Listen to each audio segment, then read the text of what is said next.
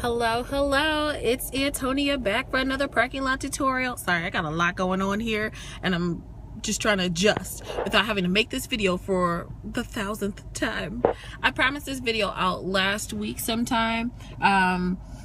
Basically, I got asked a good question, but it was way too long to say, like, to type out in words. So I figured what better way than to make a tutorial, or in this case, just a question and answer. So no tutorial today. The question was, and this was posed by Sarah Montoya. Hey Sarah, what's up? I didn't forget about you. The question was, what is a BB cream and how do I pick the best BB cream? So, sorry, lash issues for lash girls. We'll talk about that in another video. Okay, so it's an excellent question that she asked. What is a BB cream? And I know a lot of people, you know, it's been out for a while-ish.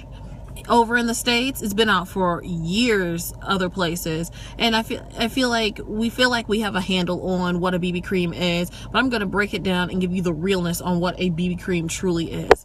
A BB cream, aka a blemish balm or a beauty balm, was founded about 10 to 15 years ago in a few Asian countries started using it because people were having lunchtime procedures done. I'm talking about like microdermabrasion, laser hair removal, all kinds of things on their lunch hour. Like, for real, you're getting this done on your lunch hour? But they wanted to go back and look like they didn't have anything done, which is almost impossible, because if you've ever seen any of these type of treatments, then you know what it truly looks like. Your skin's red, it's inflamed, it's irritated, all kinds of things. But dermatologists figured out a way to create a product that did 5 things. So it has to protect the skin with SPF. And it's usually like a 30 or a 40 SPF. It has to prime the skin for makeup. And what I mean by prime the skin for makeup, that means it tightens the pores, so that way the product that you're using, in this case the total product, is not sitting in the skin, it's sitting on top of the skin. Number 3 has to have a moisturizer in it. The moisturizer is just so that the application of the product is smooth and it hydrates the skin at the same time. It's like a bonus. 4, it has to provide some kind of color coverage, because the whole point of the product is to cover the skin like you don't have anything on it. And 5, it has to set. And that way it doesn't have to have anything else on it. It's not moving around a bunch of different places. It's just on your face. And it's not, you know, you're not giving it away as a gift, you know. The benefit of wearing a BB is that your skin looks really nice. It's really easy. The application is, you know, hit it and quit it, basically. The thing of the matter was that long after the treatments were over, people were still wanting to get these BB creams, and at the time you had to basically have a prescription from your doctor. So, you know, when you see that money opportunity, companies make it happen. And what do? They turned around and made BB creams.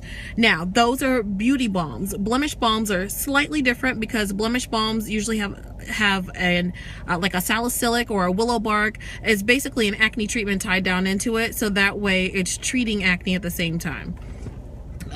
But it still has the same basic tenets in it. And that is kind of like the moral of the BB story. Now, how do you pick a good BB? That is the question of the day.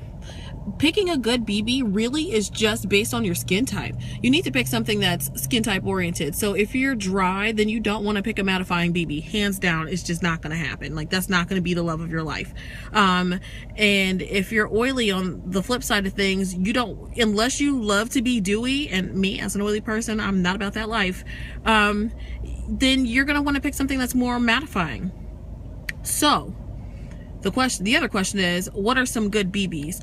I know some good BBs in pretty much every price range. Now, if you're just starting out and you're just trying a BB for the first time, honestly, I say go to Walgreens, because you want to kind of try the formulation out, see if you like what the BB life is about. If you don't like what the BB life is about, then you're not going to want to spend out on $40+ on a BB cream that you don't love.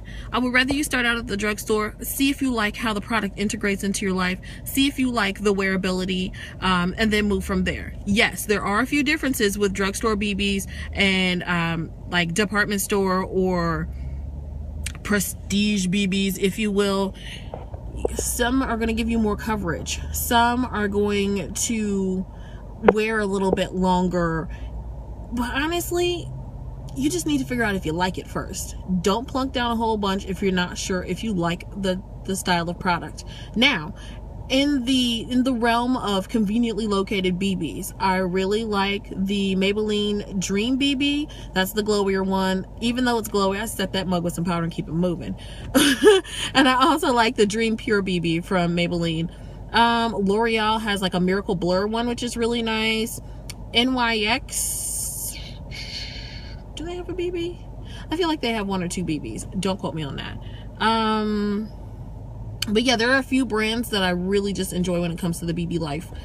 When it comes to more higher end BBs, I would say higher end BBs, if you're looking for something sheer and kind of glowy, then go Too Faced.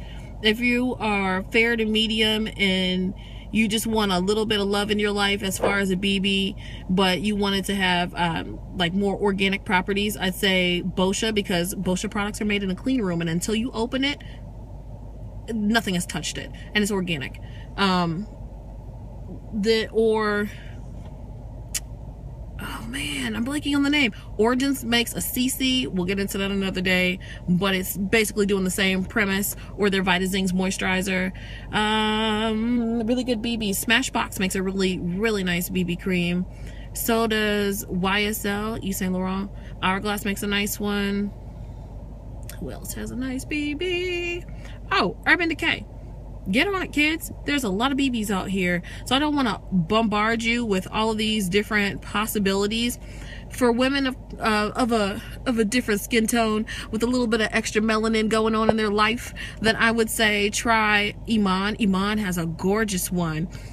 So does Ruby Kisses. Love, love, love, love, love, love, love, love, love, love, love the Ruby Kisses one. LA Girl has a nice one. It's not matte. It's got a little bit of glow in its life, but I can work with it.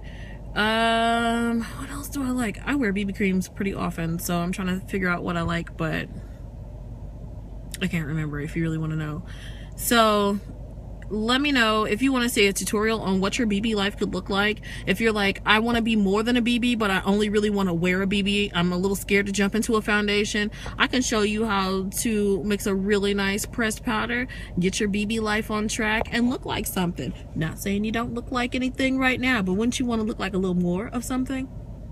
I'm just saying. Hopefully that's answered all the questions in the range of BBs, and I promise you, one of these days I'm gonna sit down in some real lighting and, you know, get my real good camera out and really do a tutorial for you all that does not involve parking lot makeup. I'm sorry I'm so close up today, but this shirt is a little lower than I thought it was, and I'm not trying to give y'all all of that on camera. I want you to view me because you love me, because you like me. Or even because you're a hater and you don't want to see me succeed and you want to heckle and laugh at my video, baby, click on it, please.